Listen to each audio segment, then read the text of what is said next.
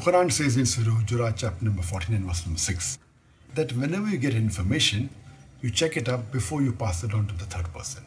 Unfortunately, almost all of the media throughout the world, they do not follow this guidance given in the glorious Quran.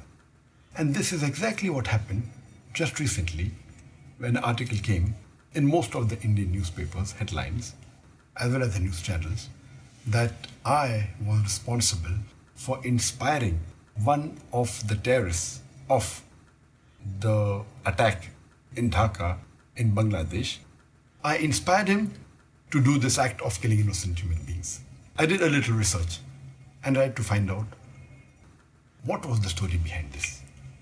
And when I spoke to the Bangladeshi official government people, they told me that they do not believe that I inspired this Bangladeshi terrorist to do this act of killing innocent people. That's the different issue. That yes, he was my fan. And there are millions of fans of mine throughout the world. And particularly in Bangladesh, Alhamdulillah, more than 90% know me and more than 50% are my fans.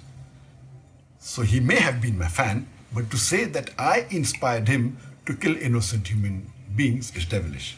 But this story occurred the first time in one of the leading newspapers of Bangladesh, the Daily Star.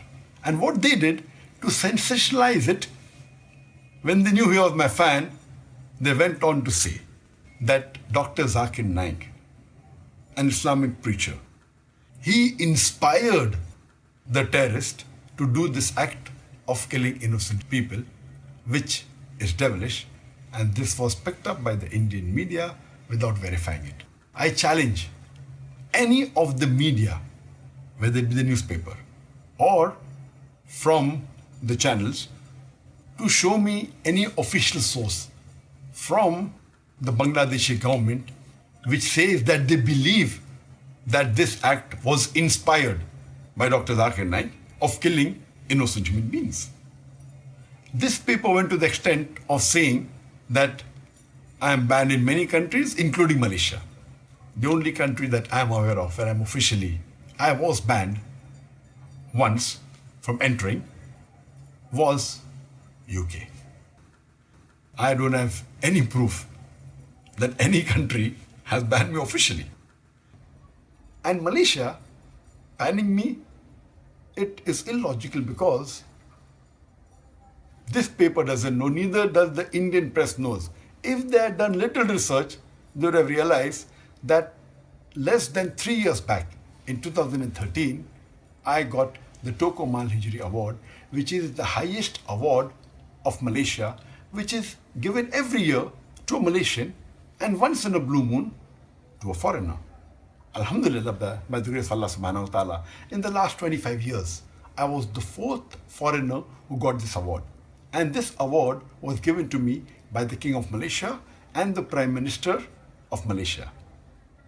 And since I've been awarded the highest award, do you think that they gave an award to a person who promotes terrorism?